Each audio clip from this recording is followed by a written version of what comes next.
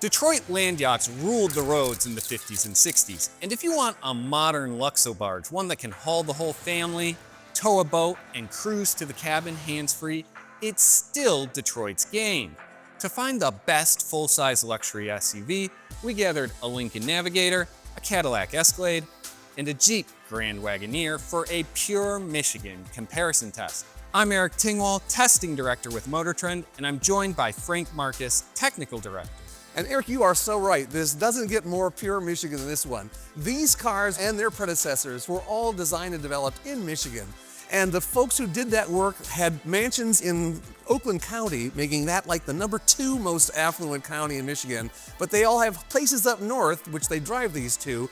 And the most affluent county in Michigan is Leelanau. So we have come here in these cars. Let's meet the competitors.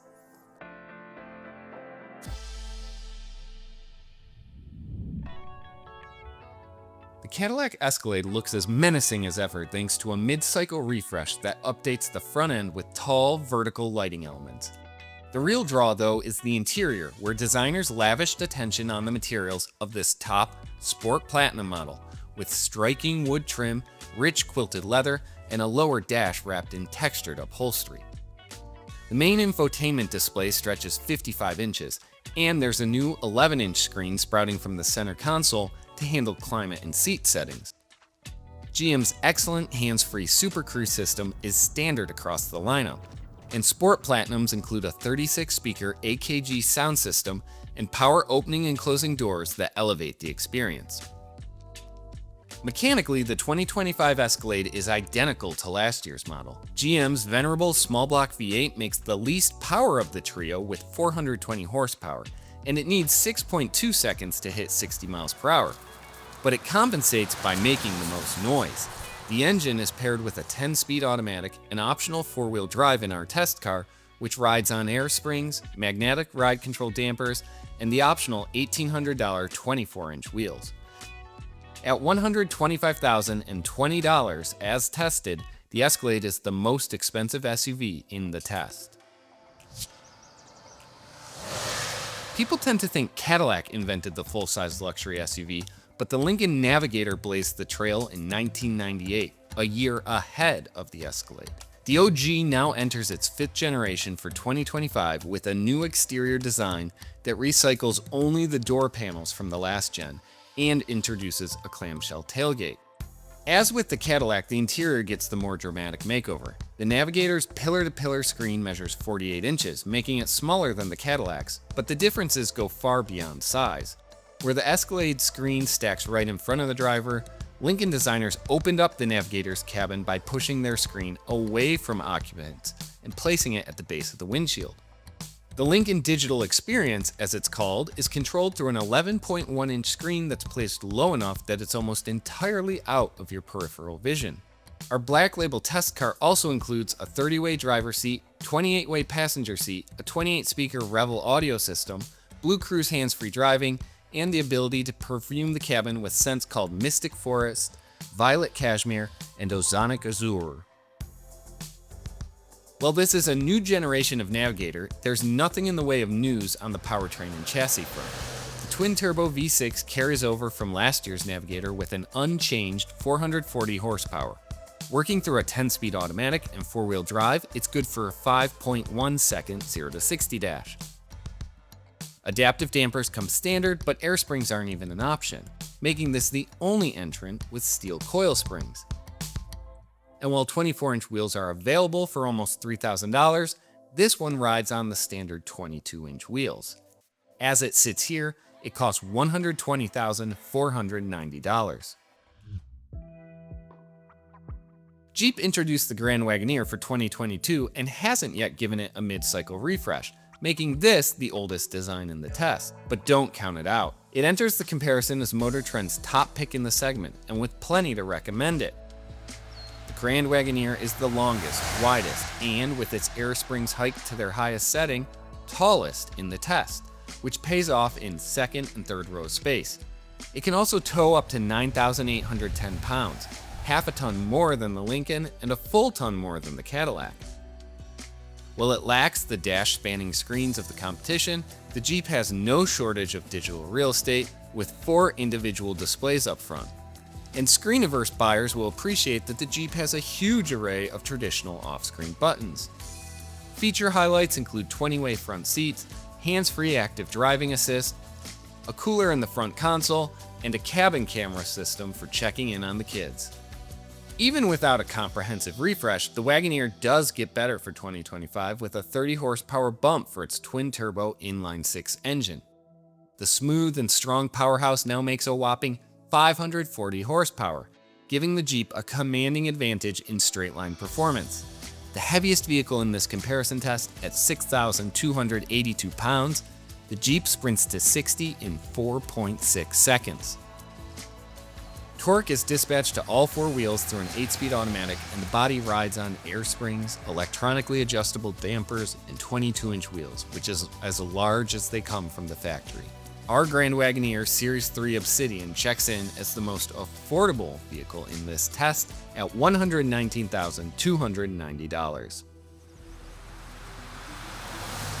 I'm joined in the Escalade with Alex Stocklosa, deputy editor at MotorTrend.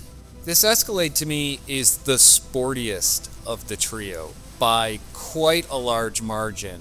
It's got that loud V8 rumble. The steering's the best of the bunch. It's a little bit harsher than the Jeep, but it feels more buttoned down. I attribute a lot of that to the magnetorological dampers. Those things are magic. They use them in Corvettes for good reason, right? Yeah. What do you think about the handling of this thing? Yeah, it's definitely more connected than either the Jeep or the Navigator. And while the Navigator seems kind of on the firmer side like this does, it doesn't have the same payoff. It's kind of jittering and there's a lot of head toss. And this still seems capable of comfortably smoothing over bumps in the middle of a corner. It's just hangs in there, a lot better than either of the other 2 SUVs. Yeah, it's by no means what I say is it harsh or does it ride badly, right? It's just a little bit more firm and it feels very intentional. So I'm a big fan of the small block V8. Frank, I think, is a little more skeptical of it. It's obviously down on power. Where do you fall on the small block V8? Is it appropriate in a $120,000 luxury vehicle? Is it underpowered today? Does it need to go or should it stay? I was doing a little bit of this jigsaw puzzle in my head earlier, which is that the Jeep feels like it most deserves a V8 because it matches the vibe of, it's a little more relaxed and comfortable and wafty. And this sort of deserves a powertrain that's as sharp as the Jeep's, just for that, given that the rest of the feel is buttoned down, it's reactive and, sportier. So having that little edge in your throttle response would be better. But the V8 sounds pretty good. When you say that the Cadillac should have the Jeep's engine, I don't disagree with you from a performance standpoint, right? That engine is fantastic. By far, the best engine in this comparison test. I do think if Cadillac were to overnight go from naturally aspirated V8 to twin-turbo 6-cylinder, they're going to hit the same problem that Jeep and Ram and Dodge are hitting right now, which is the people love their V8s. They've come to expect them, and if you give them something else, even if it's better, they are extremely skeptical of it. The V8 works, and I know Frank pointed out that there's this kind of, like we'll do it right now, this exhaust whoosh at wide open throttle, especially at the upper revs. You're hearing this kind of whistling from behind us, and yeah, that's a little bit untoward, but the rest of the time, if you're just driving around normally not foot to the floor and you get on it, you get that V8 sound without that going on, and it's kind of like a Chris Craft sensation, like get the nice little low rumble. It's very pleasant. I think if Cadillac can learn anything from Lincoln and Jeep in this competition, it's, maybe you do need to move to that turbocharged engine, whether 8 cylinders or 6 cylinders, but maybe you need to do it gradually, right? Ford and Lincoln have been doing this for more than a decade now, making their EcoBoost turbocharged engines a thing, right? And offering that EcoBoost turbo engine alongside a V8. Yeah. So that customers have some time to pick up on, oh, wow, this is what's better about these turbo engines. Tons of low-end torque, hopefully a little bit better fuel economy. That's kind of the mistake that Stellantis has made, is just replacing them, Dynamically, this Cadillac has a lot going for it. It also has a lot going for it as a stylish, modern luxury vehicle. Mm-hmm. Love the interior here. I think the infotainment system isn't perfect, but it's well enough done that I would tolerate it to live with this design, the materials, the execution's incredible, right? The brushed aluminum look trim, real wood, kind of heavily covered in a high gloss finish here. It's working. It's okay. I would love to see a matte finish there. Really love the wool on the door panels and lower dash. A little bit of piano black here and there. Used sparingly, which is how it should be used if you're going to use it at all. The Cadillac has a just right amount of Corvette in its DNA. The deep V8 rumble and the wide bandwidth of the magnetic ride dampers make it feel like the sports sedan of the group. And yet it's equally capable of being a relaxed, comfortable cruiser. It rounds out the luxury car package with cutting-edge tech and a cockpit that justifies the $125,000 price. Put it all together, and this Escalade update feels like more than a mid-cycle refresh.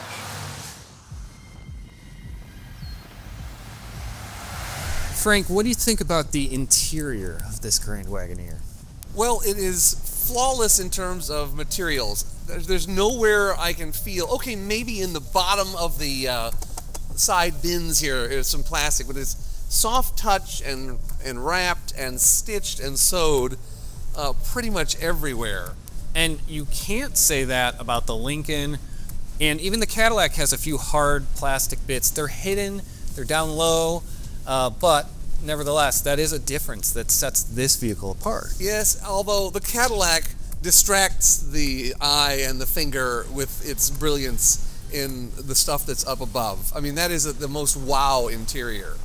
I feel like this one's a little more staid, a little more old school in its approach, don't you? It feels traditional, a little bit dated, I'd say, in terms of the layout, the shapes, the way things are trimmed out. Doesn't really look all that modern. Gorgeous, and if you've come up through the Jeep world, this is the nicest Jeep there's been, And it feels and looks exactly like what it is, which is a mainstream brand making a premium vehicle. Right. And there's a difference there, I think, between a luxury company making a luxury vehicle, right? Which is where they design it from the outset, and the base model up through the top trim, they're all going to be very luxurious. Of course, this vehicle, there are cheaper variants of it, lower trim levels that don't have the stitching, the same soft touch materials in all these places. Right. I love the color combinations too, the high contrast. I just hate all black, and fortunately I don't think any of these is 100% black. Yeah. All right, opening it up.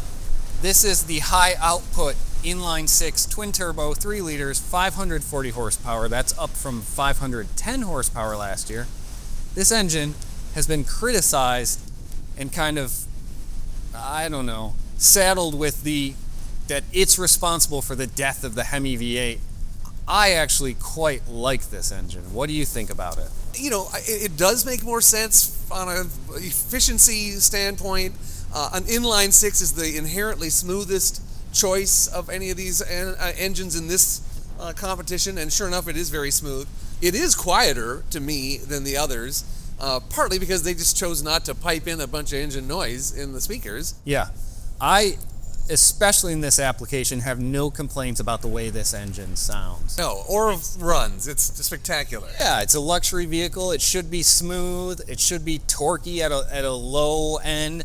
And I think, the Hemi, the 5.7 and even the 6.4, they're getting pretty long in the tooth, right? And they were always, even compared to other naturally aspirated V8s, a little bit slower and a little bit thirstier. They never really progressed the way some of the small blocks from GM progressed. So to me, it was time. And the engine they came up with is such a vastly better engine that we should be celebrating this, and nobody should be ashamed to drive a product with this engine in. So with the torque bonus that you get with this engine, you don't miss the 2 gears that you're down. An 8-speed versus a 10-speed seemed to me to be no problem. Yeah, and the transmission to me is a really nice balance of never being harsh, but shifting quickly, and you can feel those shifts. The Lincoln has a nice way of kind of making shifts disappear, which is very fitting of its character. This car, you feel the shifts, you're aware of them, but they aren't too much, they're not harsh. Right, absolutely. All right, we've got a little bit of a sweeping corner here. These vehicles are all huge. You don't think of them as cornering vehicles, things that are meant to be driven all that hard.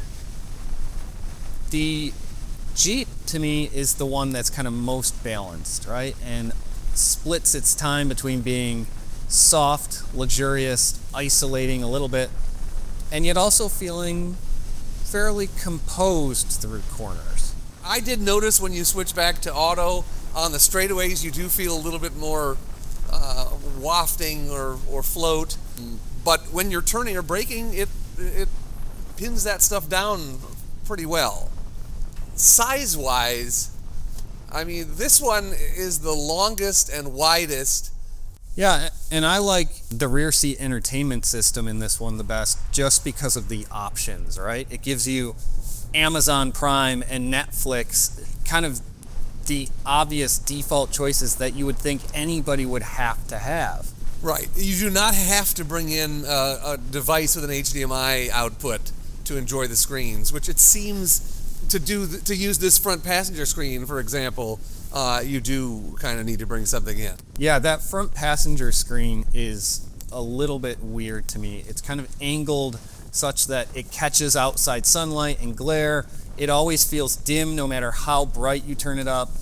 Like you said, it doesn't have any built-in streaming, but you can, the one nice thing I'll say as a parent, you can control the rear screens from that. So if you're on a family road trip, whoever your passenger is in charge of navigation and keeping the kids entertained, and they can do that without leaning into the back seat or using a remote and asking the kid, what's on the screen now? Right, and it's better at controlling the back screens than it is at depicting entertainment. Jeep's Grand Wagoneer has all the right moves for a large luxury SUV. The engine pulls hard, the ride is plush, and the body motions are nicely controlled. It's held back by the dated interior design and lagging technology that keep it from feeling as opulent as the Lincoln and the Cadillac. It has the look of a mainstream vehicle dressed up for a formal affair, which is exactly what it is. Okay, and I'm going to put us in excite mode here so that we can I'm gonna hang on. excite the brakes as much as possible. All right, so what were your predispositions coming into this thing about the Navigator, if any? Looking at it, it's like really the only one of the bunch that's perched up on its wheels. Like it has that very like concept car-y, like here's a slab of body on top of these big wheels. Even though these are some of the more modestly sized wheels. Yes, they're about 22s. Yes, and it drives like that. I feel very high up in this, even though I'm sure dimensionally they're all pretty close, in terms of their roof heights and things like that. It just somehow in this, it feels the truckiest of the three. I'm holding on here because a lot of head toss side to side here every time we go over every little undulation near the shoulder. Well, that's the excite mode. We've got ourselves not nailed down a little bit more. Undoubtedly, I'm very excited right now, thrilled. I feel like I'm in the minority cutting this car a bit more slack. For one thing, let's talk about the screen, because that's a big differentiator. Cadillac and Lincoln have gone big on the screens, and the others have not. This one is quite different from this is 48 and the Cadillac is 55. I would say they use the 48 better than Cadillac does the 55. What's your take? Oh yeah, this is a much more efficient use of the space, and you can look at it and glean whatever information you've set it to show you, which is great. I don't love that, all of it's controlled through this lower display that's a little bit, it feels small, just maybe relative to this bigger one, but it's also way out of your line of sight. So as you struggle with getting CarPlay to work here, you're having to go, take your glance way off the road and futz around with it.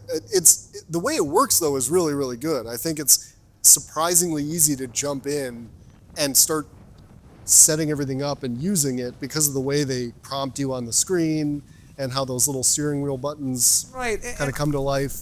And I find this to be less intimidating than some. We're not trying to show a million things.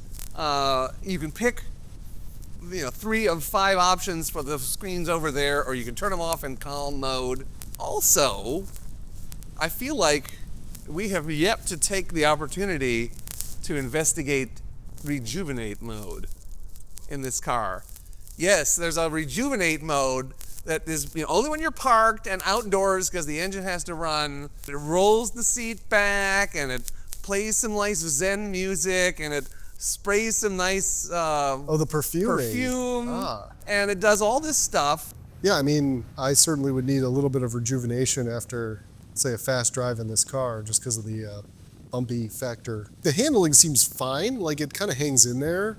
It's not unruly or anything, but it's definitely on the firmer end of the group in terms of ride comfort. And then, you're making a lot of little corrections at the wheel mid-corner. It just seems to move around on its tires more. Handling wise, especially that last big sweeping right-hander we came through, there was some undulation and some it runs out of funny compliance. business. Once it's loaded up, that's it. Like, you don't get any more. Whereas in the Jeep and the Cadillac, you could be kind of loaded up in a corner, right? And it keeps soaking things up. So you're not, it seems more serene going around a corner in either of those SUVs versus this one. Most users are not going to drive these cars like this. Well, and but that's a key point though. There's no payoff, right? It's not like, it's a little bit stiffer, there's all this head toss, and the payoff is more athleticism or occasionally more comfort or something. It doesn't really strike either of those targets. Right. It's just kind of not quite good at being sporty and I think everyone's in agreement, it's not that great on the comfort side of things. It's, it's a little louder in here. The ride is, again, firmer, but in the Cadillac, the payoff is it handles really well while still exhibiting nice refinement. But the way it goes down the road is not particularly comfortable nor particularly sporty. Not quite where you'd expect it to be given the price point. Right. This one. The Lincoln's buttery twin-turbo V6 and the innovative Lincoln Digital Experience are first-class fixings, but the Navigator is let down by its graceless ride. While it's the newest vehicle here, the chassis feels like it's at least a generation behind the Cadillac and Jeep. The interior materials and relatively loud cabin also come up short of genuine six-figure luxury. With 500 miles of highway driving and a tour around Leelanau County's undulating 2 lanes behind us, it's time to rank these full-size SUVs. The Lincoln Navigator lands in 3rd place. We like the idea of an SUV that abandons all sporting pretensions and leans into isolation and comfort as the ultimate luxury. Lincoln seems to like the idea too, but the Navigator gets the execution wrong. As good as the powertrain and interior concept are, they can't smooth over the Navigator's rough edges. No $120,000 vehicle should feel this discombobulated on a lumpy road, especially one designed and engineered in Michigan. Jeep's Grand Wagoneer rides into 2nd place on the strength of its 540 horsepower engine. It's also the most comfortable of this bunch thanks to its stiff structure and supple suspension. The Macintosh sound system can turn even the most basic pop fan into an audiophile. As luxurious as the cabin is, though, the Grand Wagoneer lacks the sense of occasion you get in the Navigator and Escalade, and the infotainment and hands-free technology lag behind the rest of the field. That means the Cadillac Escalade is our winner. From the power doors to the interior design to Super Cruise, the Escalade exudes more ambition than any Cadillac built in the past 60 years. It isn't the quickest or most comfortable of this group, but as an incredibly well-rounded vehicle, it is every bit as quick and comfortable as it needs to be. It's effortless in day-to-day driving and surprisingly fun when driven swiftly. It blends modern technology and timeless luxury with an impeccable sense of style. And it proves that Michigan still knows how to make world-class luxury.